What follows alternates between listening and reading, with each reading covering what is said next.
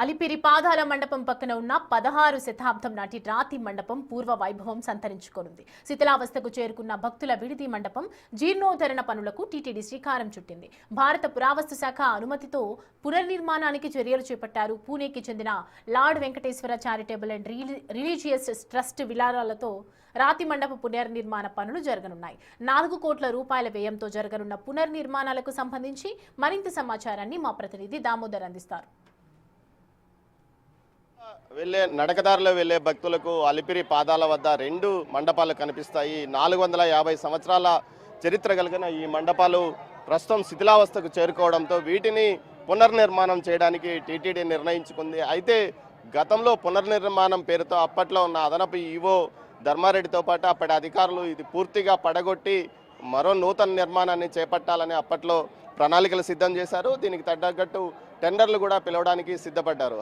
అయితే అప్పట్లో ఏదైతే స్థానికులతో పాటు భక్తులు కూడా ఈ విషయాన్ని తీవ్ర స్థాయిలో వ్యతిరేకించారు.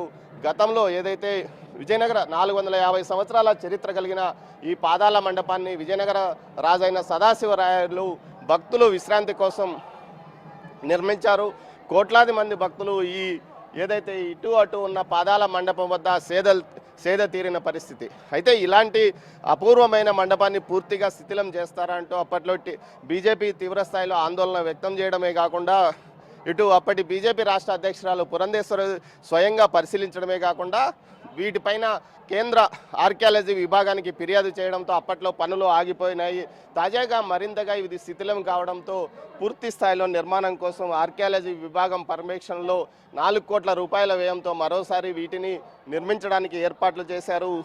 ఈ పునరుద్ధరణకు పూణేకి చెందిన Lord Venkateshwara charitable religious trust 4 కోట్లు ఖర్చు చేయడానికి ముందుకొచ్చింది.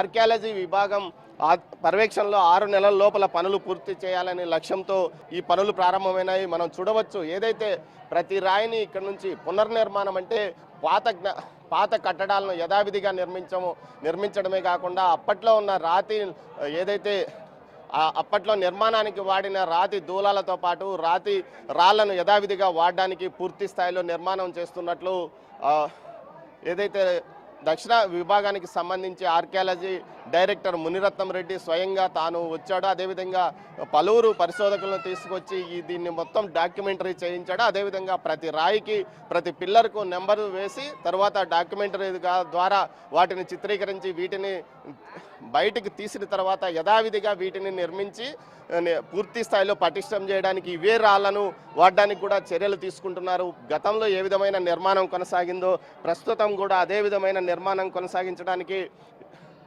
ఆర్కియాలజీ విభాగం ఏర్పాట్లు చేస్తుంది. ప్రతి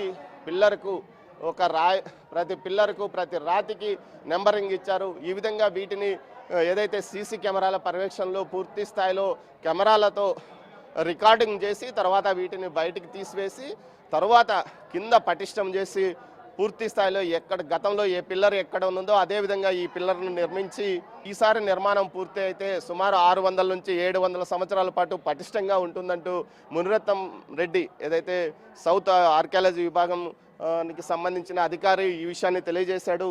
ఇది కేవలం ఒక కట్టడం కాదు, భక్తుల విశ్వాసాన్ని పూర్తిగా దెబ్బతీసే విధంగా చర్యలు చేపట్టరాదంటూ కూడా భక్తులు కానీ టీటీడీ కానీ నిర్ణయించింది. అందులో భాగంగానే టీటీడీ చైర్మన్ బిఆర్ నాయుడుతో పాటు ఇటు పాలక మండలి సభ్యులు అదనపు ఈవోలు ఈ విషయం మీద దృష్టి సారించారు. వీరు వెంకటేశ్వర చారిటబుల్ ట్రస్ట్ వారి రిలీజియస్ ట్రస్ట్ వారితో పలుమార్లు చర్చలు జరిపి ఈ పునర్నిర్మాణానికి అవసరమైన నిధులు వారు ఇచ్చే విధంగా అదేవిధంగా సెంట్రల్ ఆర్కియాలజీతో మాట్లాడి వారి పర్యవేక్షణలో ఈ పనులు జరిగే విధంగా చర్యలు తీసుకున్నారు.